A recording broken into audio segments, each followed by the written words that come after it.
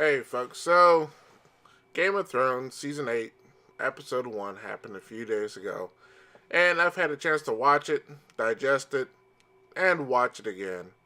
And I have to admit, I have a few questions after seeing this episode a couple of times, and I just wanted to bring it up, as well as give you a few thoughts I've had over watching the whole entire series all over again, as well as watching this episode, and I wanted to share it with you. So sit back and relax, and let's have a little fun here. This is your boy D from the Geek Experience, and let's talk about Game of Thrones.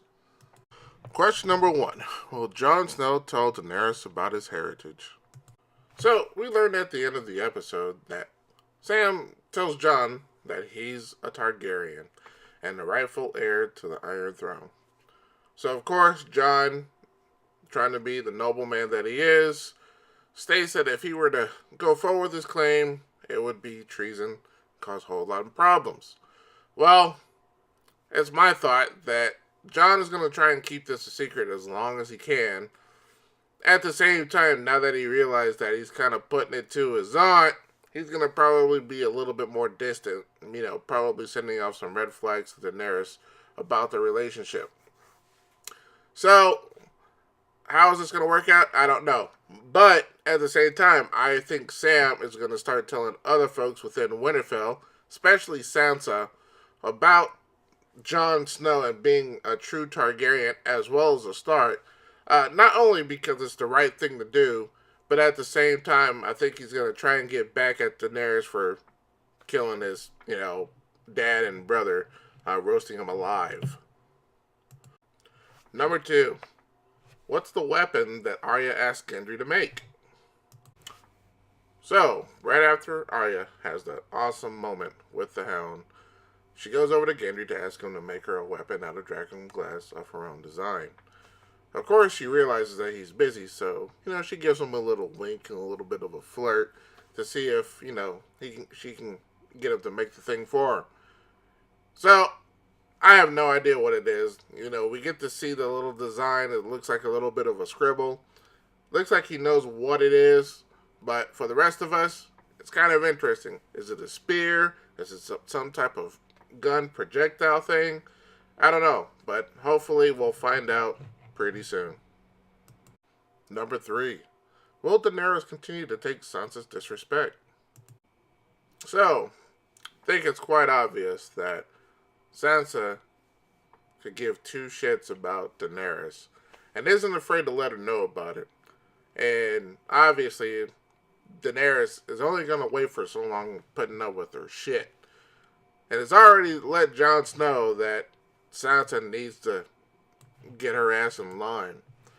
So, looks like there's going to be some type of cat fight between the two, and Jon Snow's going to be stuck in the middle. I'm not sure how that's going to work out because, of course, Jon, wants to stay with his family. He's in love with Daenerys. All I know, this is going to be one heck of a cat fight, and that might be worse than fighting the White Walkers. Number 4. What does that symbol mean? Okay, so over the past 7+ seasons, we've seen this symbol pop up multiple times. A few examples are we got to see it north of the wall, we got to see it in the caves at Dragonstone, and then we saw it at the Umber House last weekend. So obviously the symbol means something. I don't know if it's somebody's sigil or Westeros had a history of hurricanes. I don't know, but I'm hoping within the last 5 episodes we get to find out exactly what this symbol means. Something about the children, something that, the Night King is a huge fan of. Please, let a brother know. Number 5. Does Lyanna Mormont ever smile? So, after watching the entire series over for the second time, one thing became painfully clear. Lyanna Mormont never smiles. I mean, I understand she's a young girl with a huge responsibility of her entire house, but she is just not a happy camper. She gives zero F's to anybody. She will dress anybody down. But good Lord, child. Take a moment and just, seize the day. Alright. Now, when I grabbed pictures here for this moment, there was a lot of pictures of the actress smiling, which is nice. But, there was one moment and one scene where she gave a little bit of a smile, and here it is. But it looks like it literally pains Lyanna Mormont to just be happy for a minute. And she deserves a lot more. I mean, just look at the Umber kid. He's not going to grow up. So just take a moment and enjoy the day. Number 6. Should Clyburn have waited for Bran? So, in one of the more interesting scenarios, we have our friendly neighborhood sellsword, Bran. Let's just say having a little fun. And, for the interest of keeping the channel alive, I'm not going to provide pictures here. But anyway, Clyburn, the maester of the queen, interrupts him with an immediate request from the queen mother. And I was immediately under the impression that he was needed right then and there, to perform a task. Only to find out that he's being requested to take out Jaime and Tyrion in Winterfell. Now, this show has more than established that Winterfell is quite a bit of distance from King's Landing, at least about a month's ride, or maybe if you have a fast horse, a couple of weeks or whatever. So, what he needs to do is gonna take some time. So, all I'm saying is, Clyburn, could have just let the man do his thing. That's all I'm saying.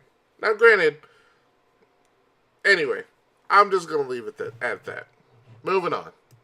And number 7. What will Bran say to Jaime? So, at the end of the episode, we see a hooded figure arrive at Winterfell, only to find out that it's Jaime Lannister. As he gets off his horse and looks around, sure enough, the first person he sees is Bran Stark, the kid he pushed out a window way back in episode 1. So chances are, since Bran's the three-eyed raven, he's probably, gonna say something relatively, boring. But wouldn't it be cool if, he said something along the lines of, hey, dude, you tried to kill me. And Jaime responds, well, you were, a peeping Tom, and you still are, Anyway, it's going to be interesting how they're going to interact with each other, and I can't wait to see it next Sunday. So, those were my 7 questions after watching Season 8, Episode 1 of Game of Thrones. So, did you have the same questions I had? Did you have some other questions? Let me know. Post it in the comments below. Are you excited about this final season? Are you sad that it's only 6 episodes? What kind of plot points are you looking forward to end? Or what do you think is going to happen? I'd like to see your thoughts, your theories, your questions. Post it in the comments below. And if you liked what I had to say, hit that like button. If you want to hear more of what I have to say about Game of Thrones, movies, video games, or anything else, hit that subscribe button. And remember, we do a podcast each and every single Saturday. So, that's it for me. Thank you for listening to The Geek Experience, and I'll see you guys next time. Peace.